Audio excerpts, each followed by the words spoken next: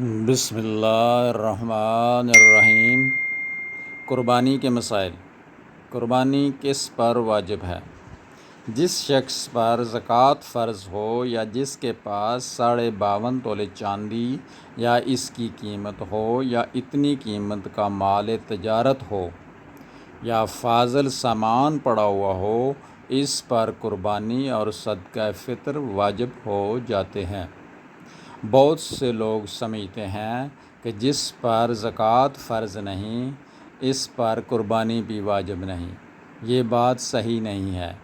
یوں کہنا تو درست ہے کہ جس پر زکوٰۃ فرض ہے اس پر قربانی بھی واجب ہے، لیکن یہ کہنا سچ نہیں کہ جس پر قربانی فرض نہیں اس پر قربانی واجب نہیں، کیونکہ ایسے لوگ بھی ہوتے ہیں جن پر زکوٰۃ فرض نہیں، اس لیے ان کے پاس سونا چاندی یا مال تجارت یا نقدی نصاب کے بقدر نہیں ہوتی، لیکن بہت سا فاضل سامان پڑا ہوا ہوتا ہے، جیسے استعمال کیا ہوا ضرورت سے زائد فرنیچر وغیرہ۔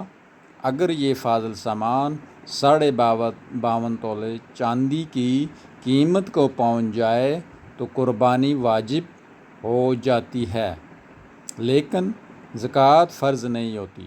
ایک فرق اور بھی ہے، وہ یہ کہ زکوٰۃ کا ادا کرنا اس وقت فرض ہوتا ہے جب نصاب پر چاندی کے اعتبار سے 12 مہینے گزر جائیں، اور قربانی واجب ہونے کے لیے قربانی کی تاریخ آنے سے پہلے 24 گھنٹے گزرنا بھی ضروری نہیں۔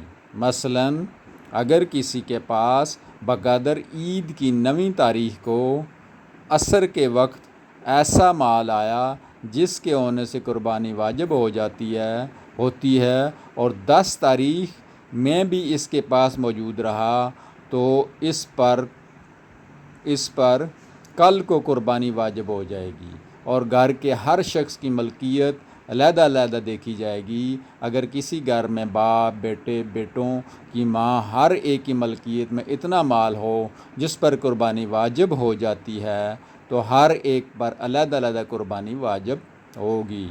البتہ نابالغ کی طرف سے کسی حال میں بھی قربانی کرنا لازم نہیں۔ عورتوں کے پاس عموماً اتنا زیور ہوتا ہے جس پر قربانی واجب ہو جاتی ہے، اس لیے ایسی خواتین کو اپنی قربانی کر لینی چاہیے۔ قربانی کے جانور شرعاً مقرر ہیں۔ گائے، بھینس، بیل، بھینس، بھینسا، اونٹ، اونٹنی، بکرا، بکری، بھیڑا، دمبی کی قربانی ہو سکتی ہے۔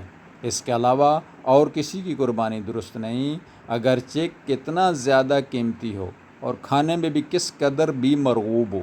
لہٰذا ہرن کی قربانی نہیں ہو سکتی۔ اسی کی طرح دوسرے حلال جنگلی جانور قربانی میں ذبح نہیں کیے جا سکتے۔ مثلا گائے، بیل، بھینس، بھینسا، اونٹ اور اونٹنی میں 7 حصے ہیں۔